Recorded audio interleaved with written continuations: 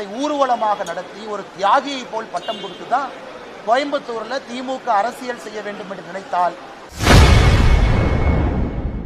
கோவை குண்டுவெடிப்பு தீவிரவாதி பாட்ஷாவுக்கு இறுதி ஊர்வலம் நடத்துவது குறித்து பாஜக மாநில தலைவர் அண்ணாமலை கொந்தளித்துள்ளார். அப்பா என்கின்ற வார்த்தையை பயன்படுத்தும் பொழுது அதை மக்களும் கூர்ந்து கவனிக்கிறார்.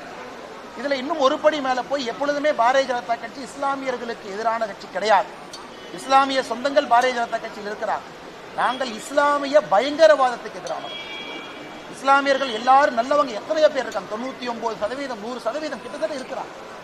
அதுக்குள்ள இருக்கிற யாராவது பயங்கரவாதத்தை பயன்படுத்தி அதன் மூலமாக பிரிவினைவாதத்தை விதைக்க வேண்டும் என்று நினைத்தால் அவர்களுக்கு நாங்கள் எதிராக இருக்கிறோம். அதே நேரத்தில் நான் சொல்றேன், தீவிரவாதம் ஒரு மதம் சார்ந்தது கிடையாது, ஒரு மதம் சார்ந்தது கிடையாது. ஆனா இஸ்லாம் மதத்திலிருந்து ஒரு தீவிரவாதி வரும்பொழுது நாங்கள் தீவிரவாதம் என்கின்ற வார்த்தையை பயன்படுத்தும். அதுக்காக இஸ்லாம் மதத்தை கொச்சைப்படுத்தலாம்.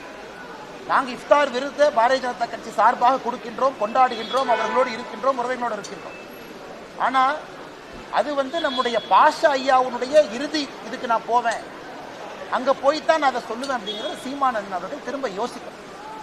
இறந்து போன மனிதருக்கு மரியாதையா நாங்களும் கொடுக்கிறோம், இறந்துட்டாரு என்ன மரியாதை கொடுக்கணுமோ அதை ஊர்வலமாக நடத்தி ஒரு தியாகியை போல் பட்டம் கொடுத்து தான் கோயம்புத்தூர்ல திமுக அரசியல் செய்ய வேண்டும் என்று நினைத்தால் கோயம்புத்தூர் மக்கள் பதிலடி கொடுப்பார்கள் என்கிற நம்பிக்கை.